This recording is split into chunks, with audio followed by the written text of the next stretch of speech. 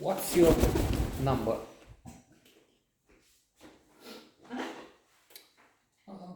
Modest comedy. Anna Faris and Chris Evans. Chris Evans is an actor that I like, not because of the series. I think quite a few movies based on cartoons where he's an important presence. Surely I confuse a few with others. Captain America, Avengers, some of those. Not X-Men. I've seen a couple of the X-Men just because they were there, not because I'm fond of this type of. Indeed, I avoid them. That's why I don't really know what Chris Evans is. An actor in those franchises. But I've seen him in London, where he was acting with.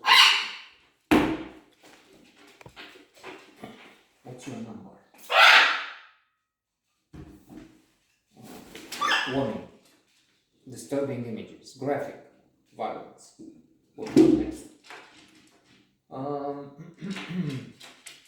He was acting with his then offset girlfriend, Jessica Biel, also a very beautiful artist that I like.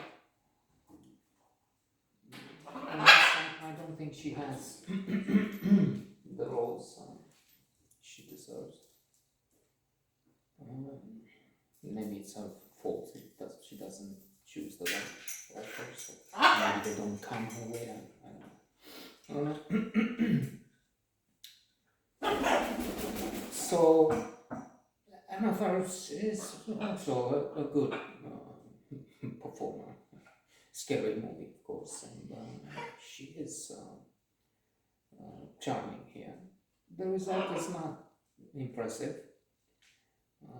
Humor is dubious at times, although that's the way things are. They have to find new jokes as much as possible. That's hard. And then they're moving. The limits are changing, of course. You have very strict rules, and it was bad 100 years ago, 70 years ago, when you were not allowed to say this, that.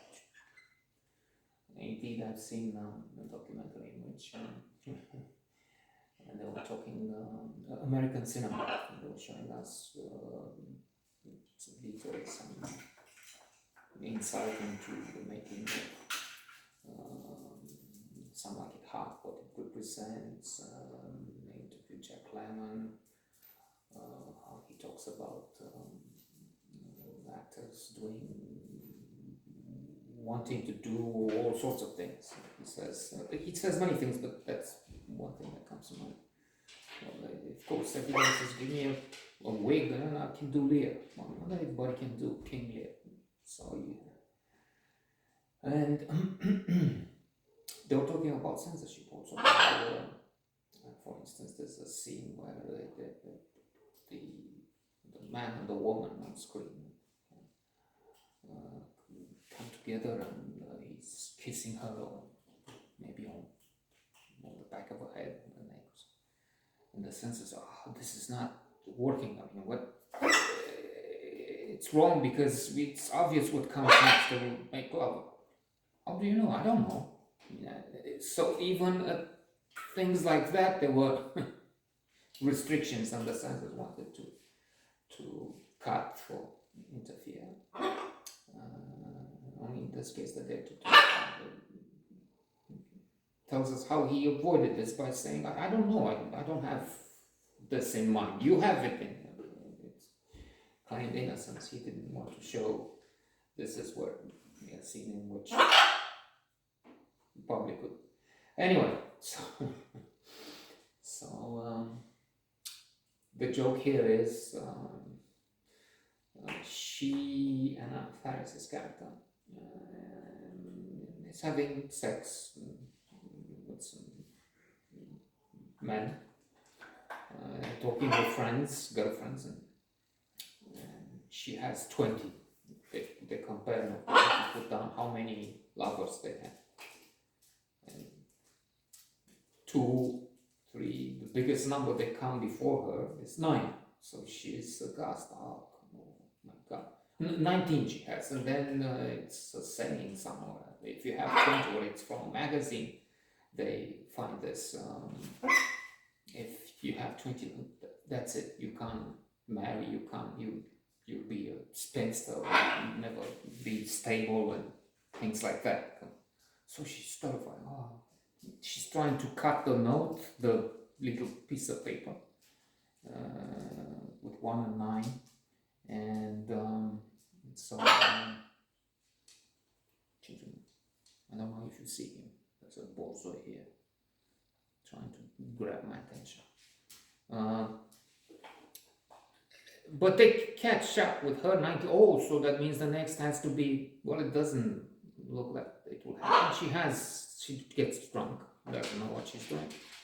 Next morning she's in a bed with this guy, her ex-boss. So he wakes up, she's in the kitchen, and she sees him as he puts his hand into his pants, trousers, takes it out and sniffs after he's clearly been touching his penis. And now Chris Evans, his character, walks in. He's the neighbor, and they shake hands.